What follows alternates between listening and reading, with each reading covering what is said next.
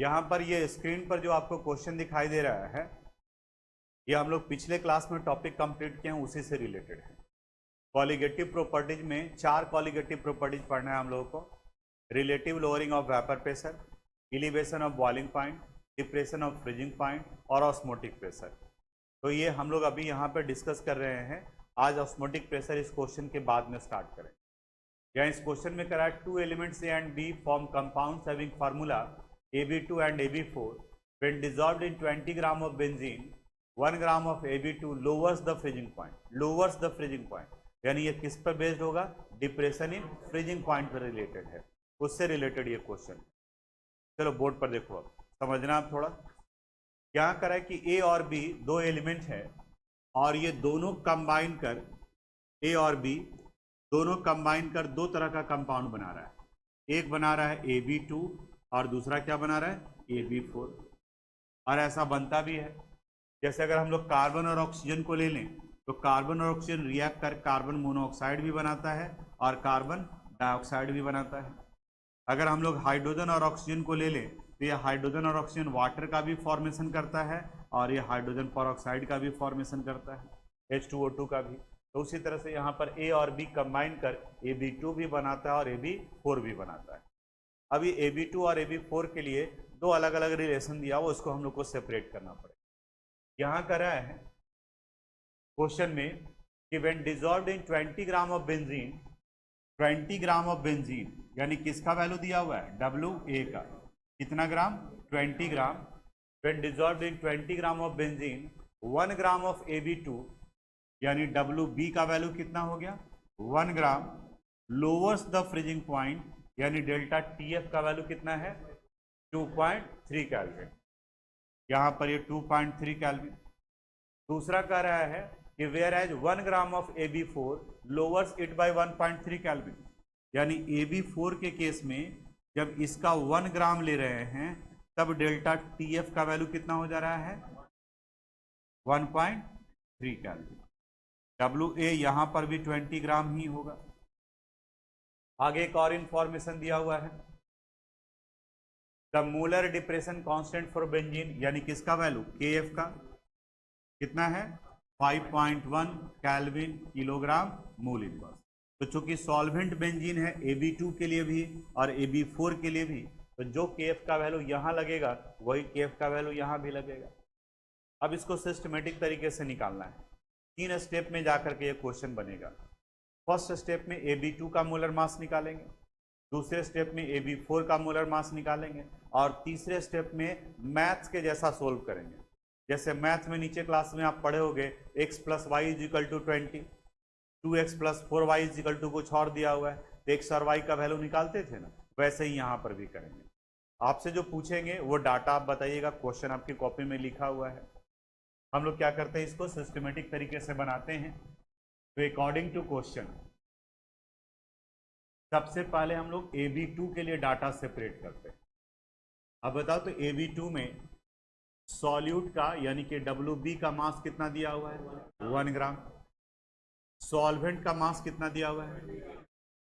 20 ग्राम। WA पता है और हम लोग यूज किसका करते हैं? मोलैलिटी का ना। बेंजीन के केस में MA का वैल्यू बता सकते हो कितना होगा? इसका तो जरूरत भी नहीं है, WA का ही जरूरत है। MA का वैल्यू को छोड़ देते हैं। बताओ डेल्टा TF का वैल्यू कितना है? 2.3 केल्विन। KF का वैल्यू बताओ कितना है? Kelvin kilogram mole inverse. और MB का वैल्यू निकालना है, ये नहीं पता है। हम लोग जो रिलेशन पढ़े उसको यूज करते हैं।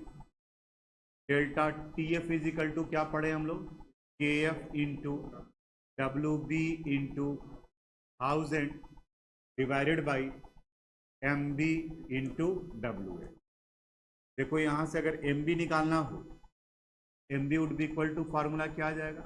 KF into WB into 1000 divided by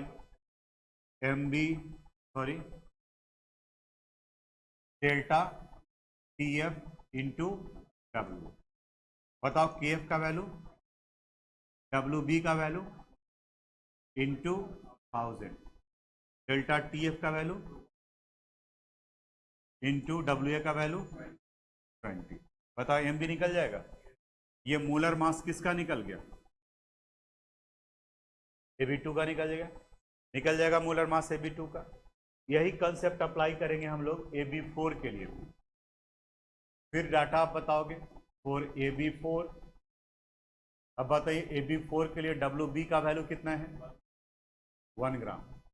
WA का वैल्यू कितना है? 20 ग्राम।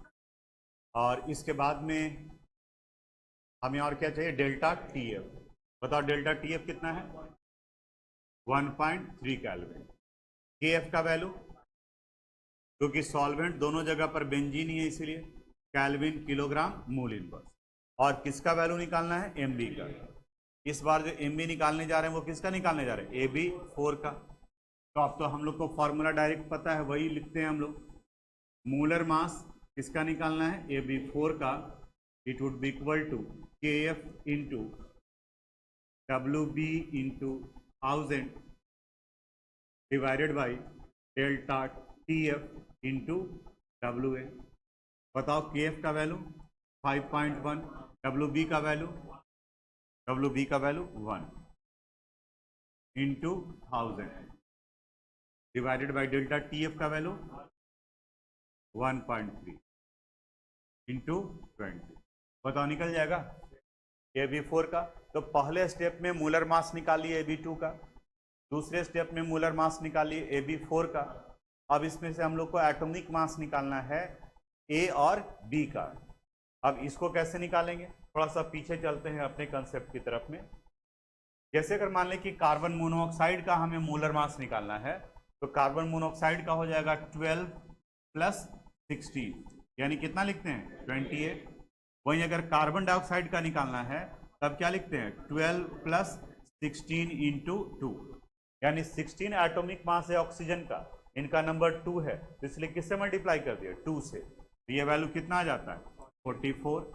यानी CO का मतलब कार्बन प्लस ऑक्सीजन, और CO2 का मतलब कार्बन प्लस 2 इंटू ऑक्सीजन।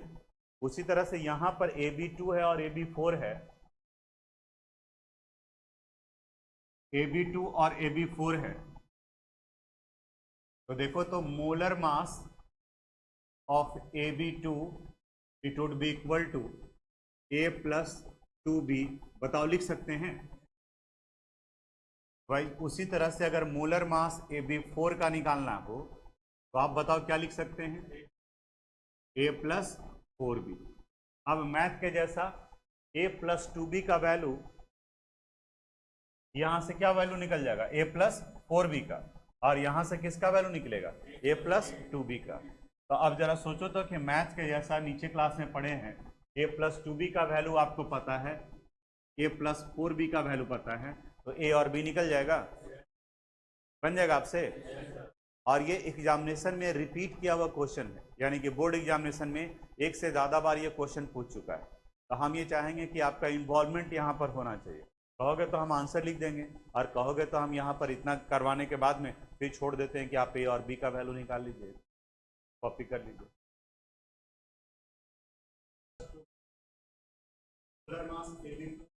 ये वैल्यू कितना है? 8, 7। और कितना है?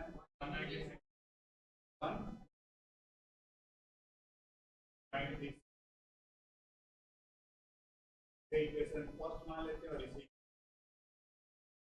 अब इसको अलजेब्रा के जैसा A प्लस 2B का वैल्यू, A प्लस का वैल्यू, सेकंड में से 1 को सेकंड में, तो यहाँ A प्लस 4B 190.15, और यहाँ A plus 2B equal to 100 minus करना है, माइनस A कैंसिल हो गया, 4B माइनस 2B, यहाँ कितना आएगा?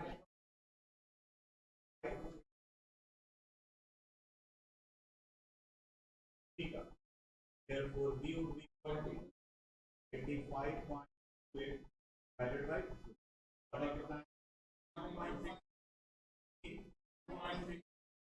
6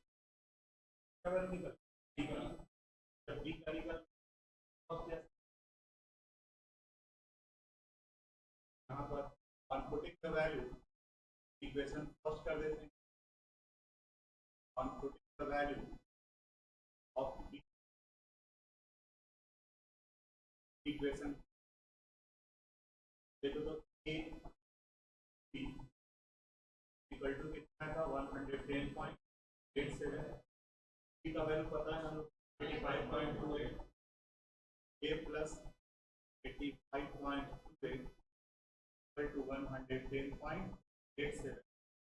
Therefore, A would be equal to 110.87 minus 85. बताओ कितना आ गया 25.5 एक जगह पे answer finally that is atomic mass of A is 25.59 और B का कितना आ गया है अगर एटॉमिक मास लिखा है तो साइड मास यानी कि यू कंसीडर अगर मोलर मास कहा ट्रांसफर सुनोगे ऑस्मोटिक प्रेशर ये डायरेक्ट यहाँ समझने के पहले कुछ बेसिक पार्ट को समझना पड़ेगा हम लोग को पहले ऑस्मोसिस को जानना होगा ऑस्मोसिस को जानने के पहले हम लोग को मेम्ब्रेन के बारे में डिस्कस करना होगा कि सेमी परमेबल मेम्ब्रेन क्या है ऑर्डिनरी मेम्ब्रेन क्या है ऑस्मोसिस क्या है उसके बाद में हम लोग ऑस्मोटिक प्रेशर पर आएंगे यानी ऑस्मोटिक प्रेशर पर 5 मिनट के बाद पहुंचते हैं पहले इधर उधर का थोड़ा सा बात करते हैं जिससे आपका कंसेप्ट कुछ क्लियर हो जैसे अगर मान लिया एक इस तरह से कंटेनर में अरेंजमेंट किया हुआ है यहाँ पर एक ऑर्डिनरी मेम्ब्रेन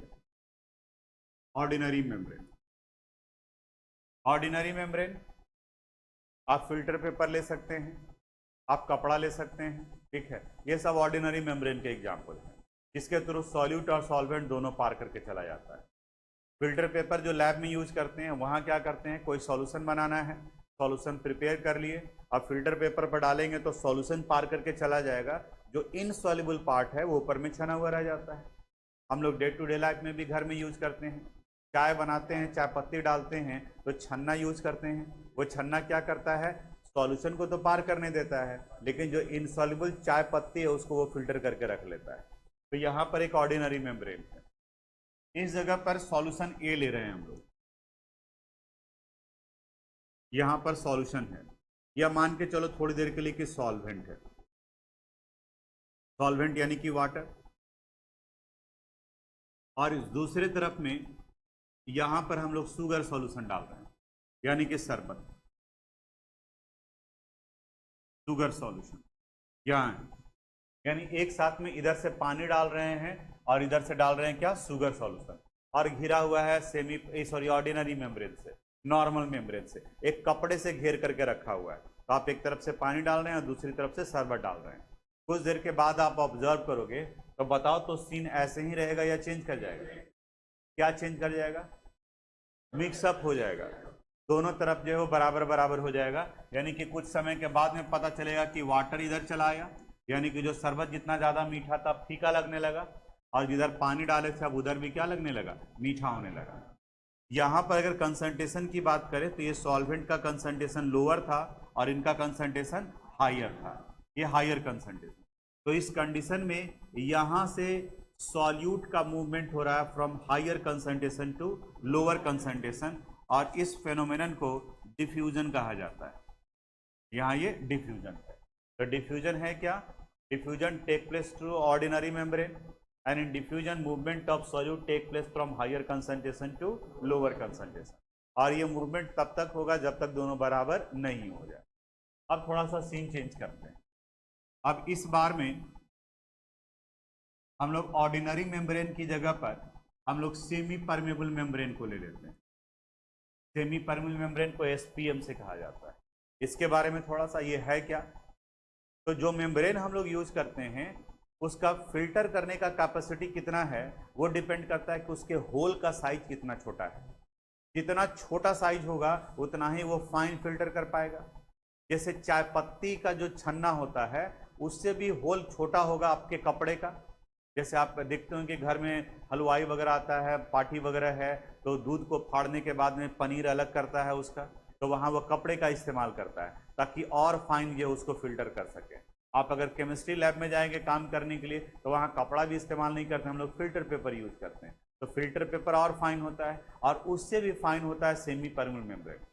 ये सेमी परमेबल मेम्ब्रेन का होल इतना छोटा होता है कि डिजॉल्व्ड सॉल्यूट को भी पार करने नहीं देता।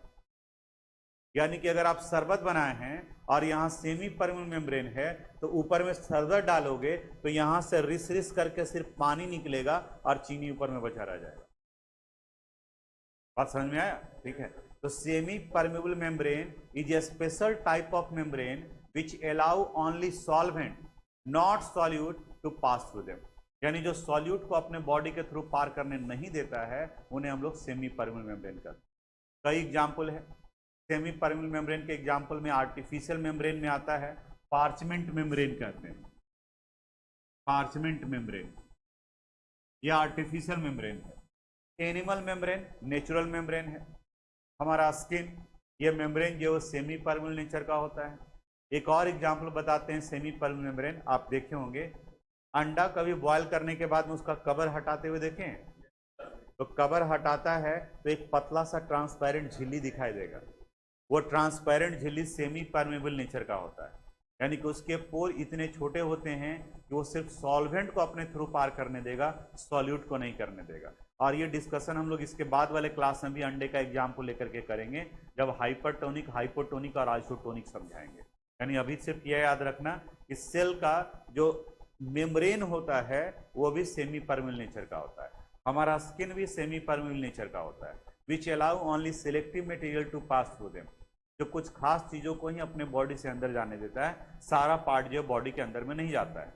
जैसे आपको अगर सर दर्द करता है तो मलहम लगाते हैं, सर पर मलहम लगाते हैं, तो ऊपर में ही लगाते हैं कि खोपड़ी बाहर लगा निकाल के लगाते हैं, ऊपर में लगाते हैं, और कुछ देर के बाद में आपको रिलीफ महसूस होता है।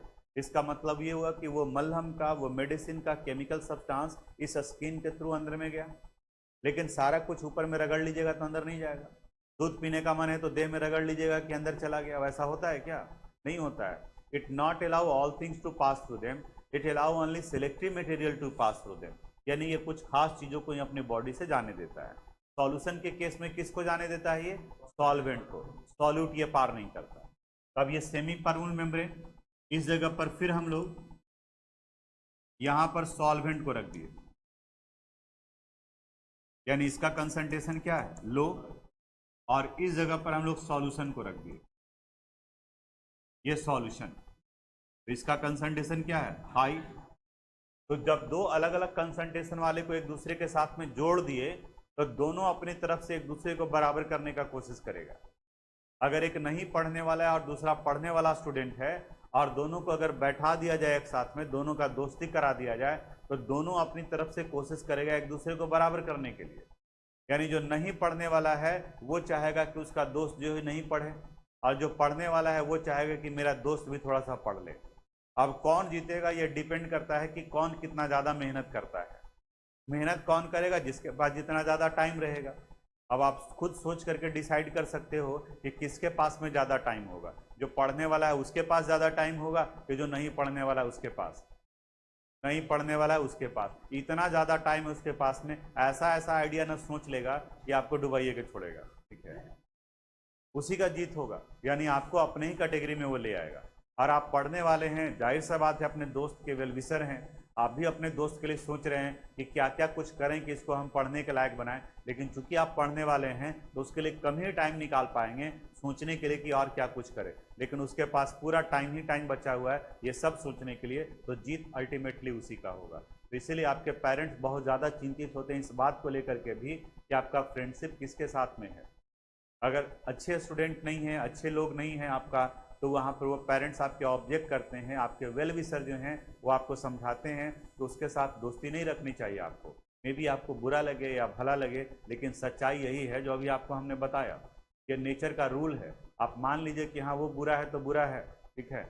अब बाकी जो आप दूसरे महान दार्शनिक लोगों का कहें कि किसी व्यक्ति के विचार से नफरत होनी चाहिए, व्यक्ति से नहीं। ठीक है, तो अब ये तो जो है आप ध्यान में रखिएगा तो पता चलेगा कि तब तक आपका भी विचार जो है उन्हीं व्यक्ति के जैसे हो गए, वहां पर वो हो जाएगा। अब यहाँ इस जगह पर आते हैं दोनों, अब ये दोनों भी बराबर होना चाहेगा, तो यहाँ पर क्या हो रहा था, सॉल्यूशन से मूवमेंट हो रहा था। अब इस जगह पर सॉल्यूशन से सॉल्यूट जैसे ही मूव करना चाहेगा, सेमी परमेबल मेम्ब्रेन रोक लेगा। तब यहाँ पर इस जगह से मूवमेंट होगा, किसका मूवमेंट, सॉल्वेंट का। कहाँ से, from lower concentration to higher concentration, और इस फेनोमेनन को कहा जाता है ऑस्मोसिस। अब देखो ऑस्मोसिस और डिफ्यूजन में डिफरेंस समझ में आया होगा। Osmosis take place through semi permeable membrane and diffusion take place through ordinary membrane. In diffusion, the movement of solvent take place from higher concentration to lower concentration, and in osmosis, movement of solvent take place from lower concentration to higher concentration. ये lower से higher की तरफ बढ़ेगा। अब जब lower से higher की तरफ में बढ़ेगा, तो जैसे जैसे इस तरफ में बढ़ेगा, यहाँ पर इनका अमाउंट ऊपर की तरफ में जाने लगेगा, इसका लेवल नीचे की तरफ जाने लगेगा और उसका लेवल कहाँ जाएगा, ऊपर की तरफ में। वहां पर यह ऑस्मोसिस का फेनोमेनन यही होता है जिससे प्लांट फूड का फॉर्मेशन करता है लीफ में, लेकिन पानी हम कहाँ डालते हैं, रूट में।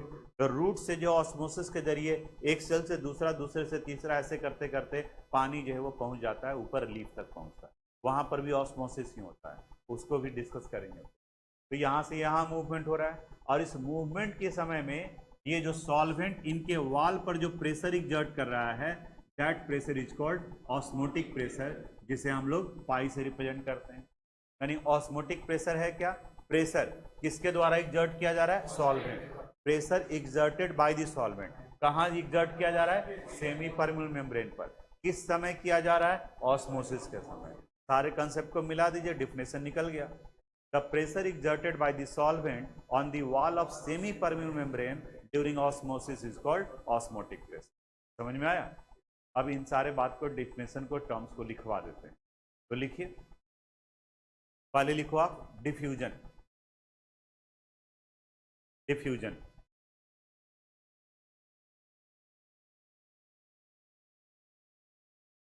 देखिए, it is the process, it is the process in which, it is the process in which the movement of, in which the movement of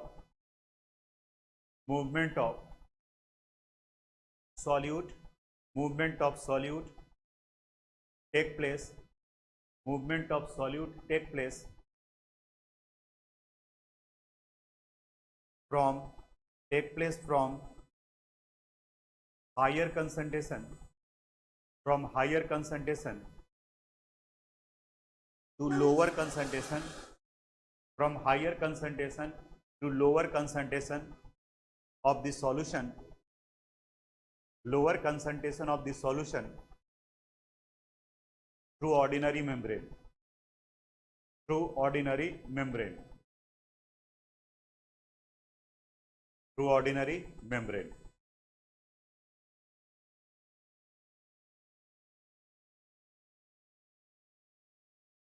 next लिखो semi permeable membrane, semi permeable membrane, permeable membrane, bracket में लिख देना SPM, इसका abbreviation होता है SPM, semi permeable membrane, SPM. ठीक है, it is a special type of, it is a special type of membrane, it is a special type of membrane which allow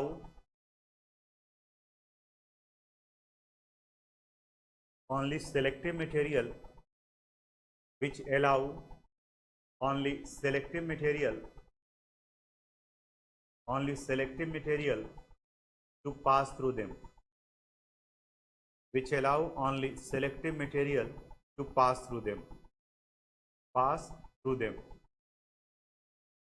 In the case of solution, इसी में continue, in the case of solution, case of solution, it allow only solvent, it allow only solvent, not solute to pass through them, not solute to pass through them, to pass through them, not solute to pass through them. इसका example लिख लीजिए, animal membrane, animal membrane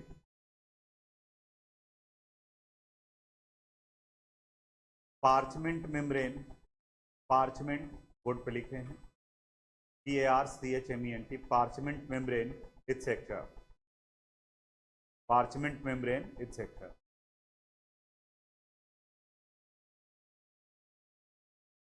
next लिखो osmosis, osmosis.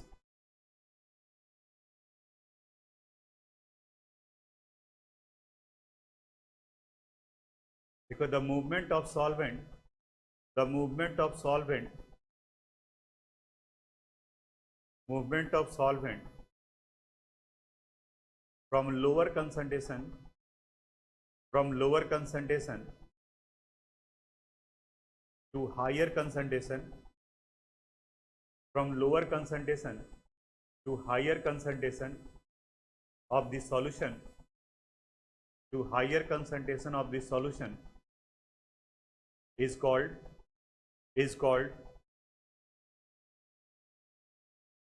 osmosis, is called osmosis, and it take place in the presence of, and it take place in the presence of semi permeable membrane, and it take place in the presence of semi permeable membrane, permeable membrane. अब बोलो आपसे अगर diffusion और osmosis में difference पूछे तो बता सकते हो? डिफ्यूजन में मूवमेंट कहाँ से कहाँ होता है? हायर टू लो, और यहाँ लोअर टू हायर. डिफ्यूजन में ऑर्डिनरी मेम्ब्रेन होता है और इसमें semi permeable membrane. Rough sketch खींच लीजिए डायग्राम जो है वो, ताकि जब कभी रिवीजन करो तो याद आए. ये डायग्राम ऑस्मोटिक प्रेशर हेडिंग तो डाल लिए थे, लेकिन अभी डेफिनेशन लिख के ऑस्मोसिस का, डिफ्यूजन का, अब डेफिनेशन लिखते हैं हम लोग ऑस्मोटिक प्रेशर का. Osmotic pressure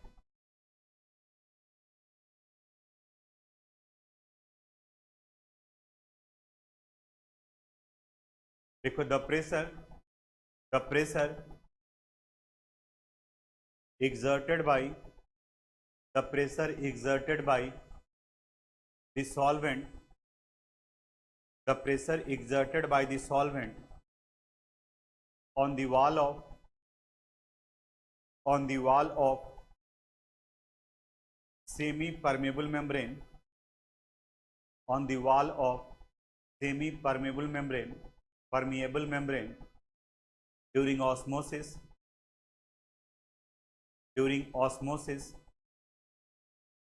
is called, during osmosis is called osmotic pressure. During osmosis is called osmotic pressure. Osmotic pressure. और करके दूसरा डेफिनेशन लिखिए, थोड़ा सा यहाँ ध्यान से देखोगे. ऑस्मोसिस की वजह से यहाँ पे सॉल्यूशन की तरफ में लेवल ऊपर की तरफ में जा रहा है. अगर हम इस लेवल को रोकना चाहें तो यहाँ पर अगर कोई पिस्टन डाल देते हैं और ये पिस्टन जो है वो वाटर मूव कर रहा है तो ऊपर की तरफ जा रहा है.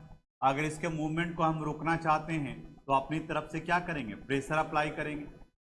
तो जितना ये प्रेशर अप्लाई कर रहा है उतना ही प्रेशर आप भी अप्लाई करेंगे, यानी कि आपके द्वारा अप्लाइड प्रेशर और ऑस्मोटिक प्रेशर का वैल्यू क्या होगा? बराबर. तो ये ऑस्मोसिस का फेनोमेनन रुक जाएगा. तो एक और डेफिनेशन क्या आ जाता है? ऑस्मोटिक प्रेशर है क्या? It is the pressure applied from the higher concentration of solution to just prevent the osmosis. यानी कि जो एक्सटर्नल प्रेशर हम अप्लाई करते हैं किसके साइड से? हायर कंसंट्रेशन से, ताकि ऑस्मोसिस नहीं हो सके. उस प्रेशर को भी ऑस्मोटिक प्रेशर कहा जाता है. और करके दूसरा डेफिनेशन लिखिए. The external pressure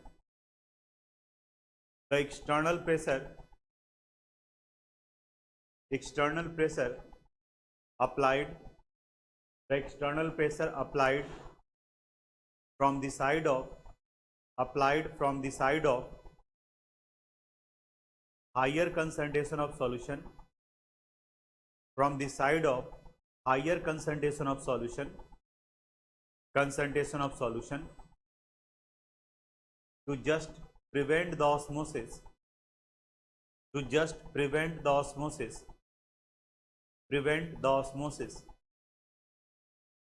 is called osmotic pressure, osmotic pressure is called osmotic pressure. Paragraph change. The osmotic pressure is related with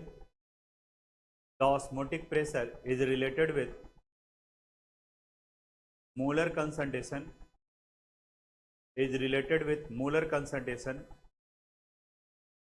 of the solution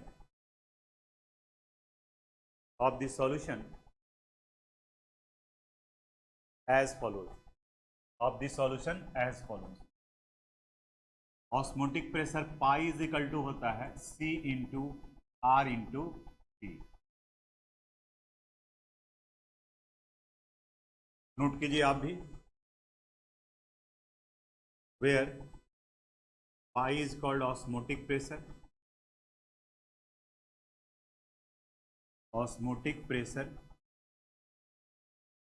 इनका यूनिट जनरली या तो एटमॉस्फेयर में रहता है या फिर बार में होता है.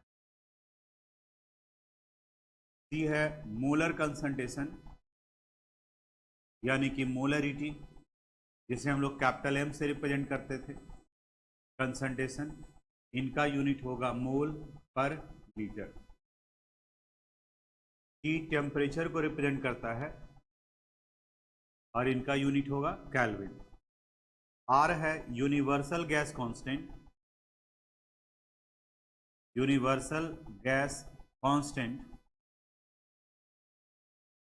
और इनका वैल्यू होगा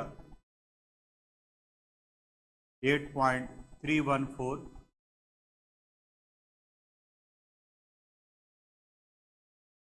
joule kelvin inverse mole inverse, या पढ़े होंगे आप और 0.082 litre atmosphere mole inverse kelvin inverse, या फिर 0.083 litre bar mole inverse kelvin inverse.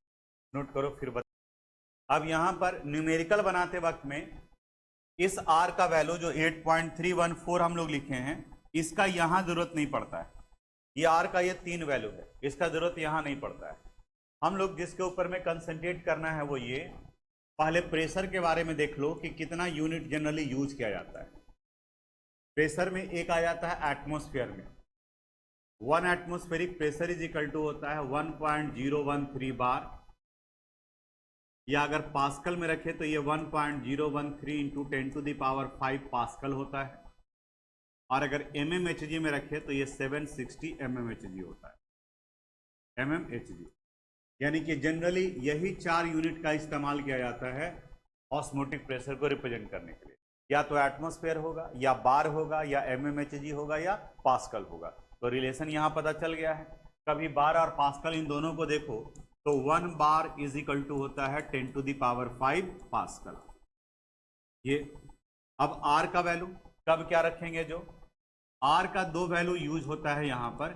एक आता है 0.082 litre atmosphere mole inverse kelvin inverse, और दूसरा 0.083 litre bar mole inverse kelvin inverse.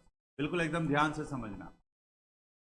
यानी अगर ऑस्मोटिक प्रेशर को आप एटमॉस्फेयर में रखते हो तो R का वैल्यू 0.082 लेना होगा, और अगर ऑस्मोटिक प्रेशर को आप बार में रखते हैं ये वैल्यू कितना हो जाएगा 0.083. और ये कुछ अलग नहीं आया है, इसी को मल्टीप्लाई करके आया. देखो ना 1 एटमॉस्फेयर इज इक्वल टू कितना होता है 1.013. तो अगर 0.082 को 1.013 से मल्टीप्लाई कर दोगे, ये 0.08314 आ जाएगा। तो 14 को हटा करके राउंडिंग ऑफ करके 0.083 लिया गया है। तो क्वेश्चन बनाते वक्त में ये ध्यान देना होगा कि ऑस्मोटिक प्रेशर किस में है। अगर बार में है तो 0.083, और अगर एटमॉस्फेयर में है तो 0.082, बाकी पास्कल और mmHg में है तो उसको इसमें कन्वर्ट कर लेंगे और उसके बाद में करेंगे। इसको नोट कीजिए, फिर अगले टॉपिक की तरफ बढ़ते हैं।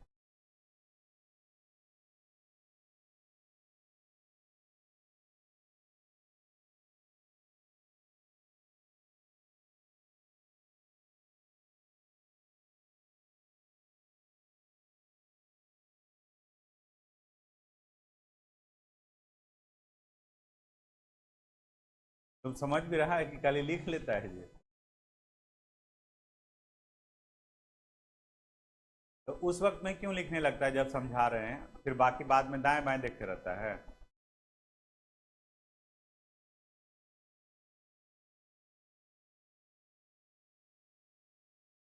ऑस्मोटिक प्रेशर प्रेशर है, ऑस्मोसिस में मूवमेंट करता है सॉल्वेंट, सॉल्वेंट सिर्फ मूव करता है।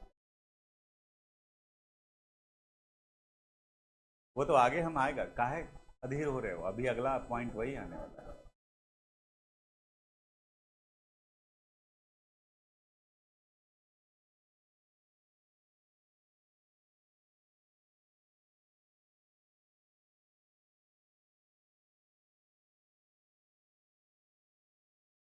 हो गया। 4 कॉलिगेटिव प्रॉपर्टीज हम लोग पढ़े, चौथा चल रहा है ये, और चारों में बताया कि दो चीज कॉमन होगा। चारों में हम लोग मोलर मास का डिटर्मिनेशन करेंगे सॉल्यूट के लिए, और चारों में क्वेश्चन पूछा जाएगा how we can say it is a colligative property. यही सवाल यहाँ पर भी उठता है कि ऑस्मोटिक प्रेशर को कॉलिगेटिव प्रॉपर्टीज कैसे कर रहे हैं।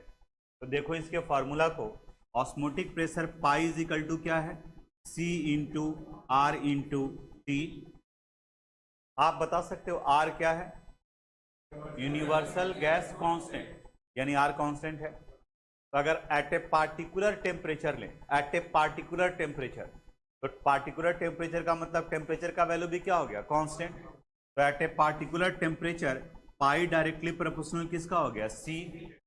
सी क्या है, मोलरिटी, और मोलरिटी किस पर डिपेंड करता है, मोल पर। तो पाई डिपेंड कर रहा है मोलरिटी पर, मोलरिटी डिपेंड करता है मोल पर, और जो प्रॉपर्टीज मोल पर डिपेंड करता है उन्हीं को क्या कहते हैं, कॉलिगेटिव प्रॉपर्टीज कहते हैं। तो ऑस्मोटिक प्रेशर भी कॉलिगेटिव प्रॉपर्टीज है। नोट में लिखिए, under the heading of note देखिए, at a particular temperature, at a particular temperature, particular temperature, temperature osmotic pressure, osmotic pressure is directly proportional, osmotic pressure is directly proportional, directly proportional to the molar concentration, directly proportional to the molar concentration, molar concentration, and molarity, and molarity depends on the, and molarity depends on the number of mole, and molarity depends on the number of mole of solute particle, number of mole of solute particle, solute particle. Therefore it is an example of, therefore it is an example of, an example of colligative properties, it is an example of colligative properties.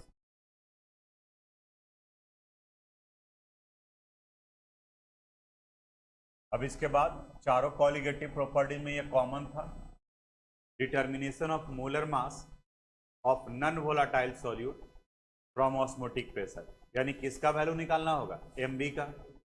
Board पर देखिए, फिर आप copy कर लीजिएगा सब लोग, यहाँ ध्यान दोगे। 2 स्टेप में बनने वाला आसान सा है।